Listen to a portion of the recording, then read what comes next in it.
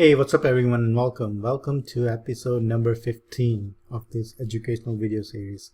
I'm your host Vijay and I'm a CPA. Today we're going to talk about the quarterly estimated tax payments. The idea behind the quarterly estimates is that the IRS requires periodic payment of taxes if you're not having your taxes withheld from your W-2.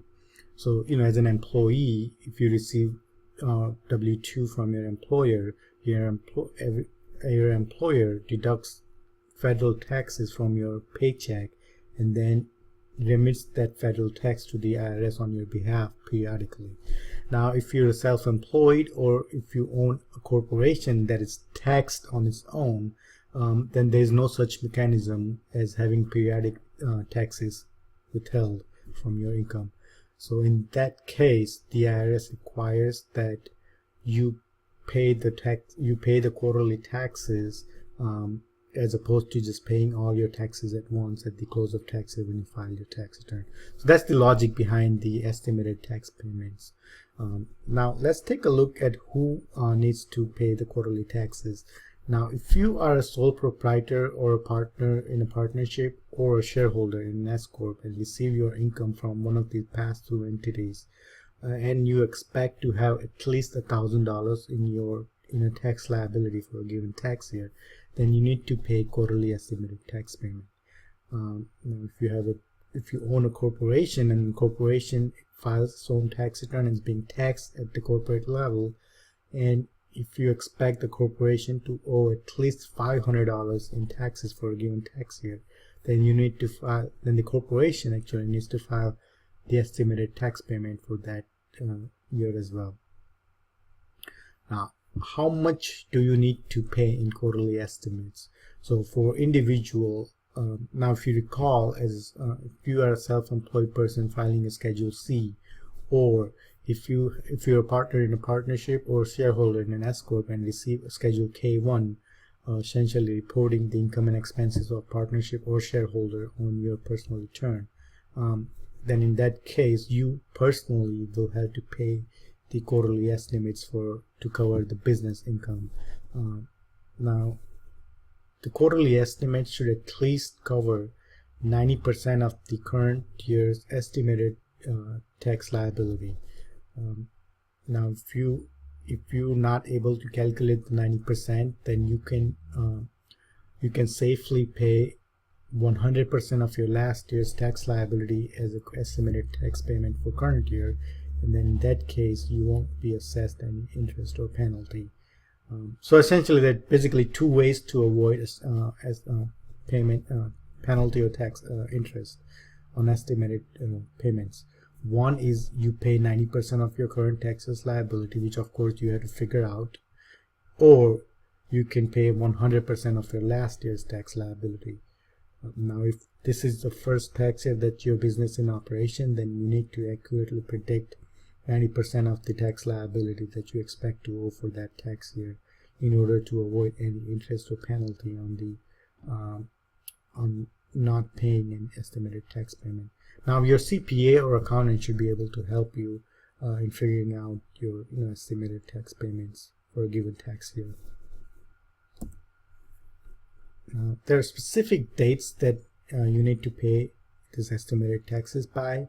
Kind of made a quick table that gives you an overview of the period that is covered by a particular tax payment and when that tax payment is due.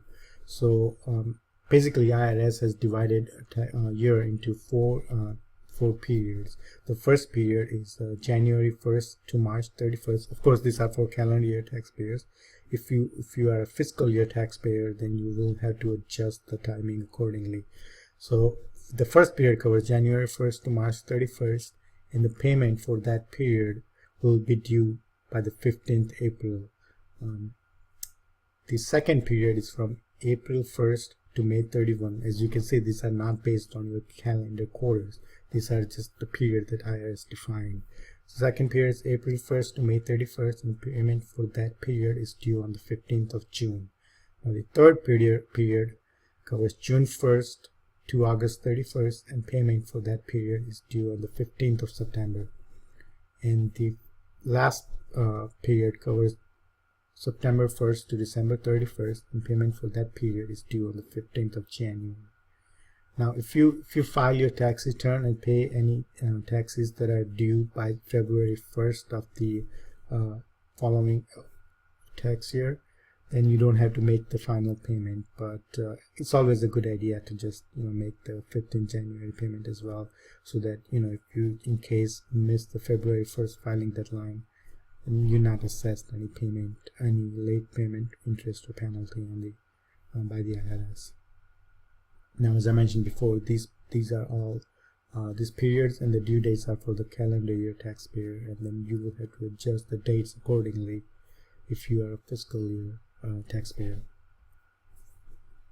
Now, in order to calculate your estimated tax liability, you have to figure out your adjusted gross income, your taxable income, and the amount of taxes that you expect after taking out all the deduction and credit that you are entitled to for that tax year.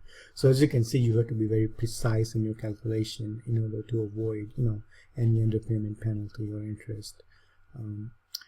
You can always use last year's federal tax return as a guide to estimate the current year tax liability, and you can make adjustment for the special circumstances that happen during the current tax year as compared to the last tax year.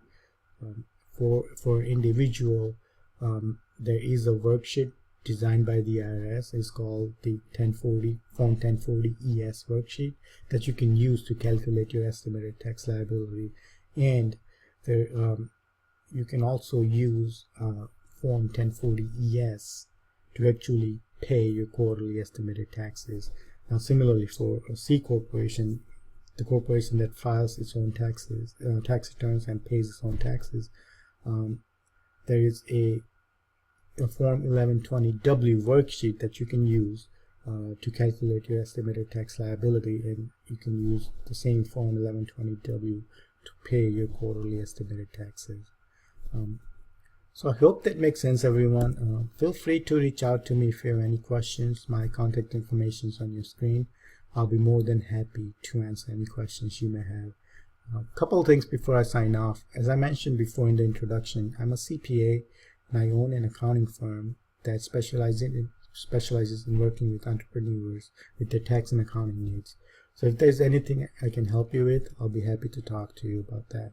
And lastly, if you like this video, if you find value in this video, please hit that like button, share it with your friends and colleagues, and subscribe to my YouTube channel. That's it, everyone, and I'll catch you all next week. Take care. Bye-bye.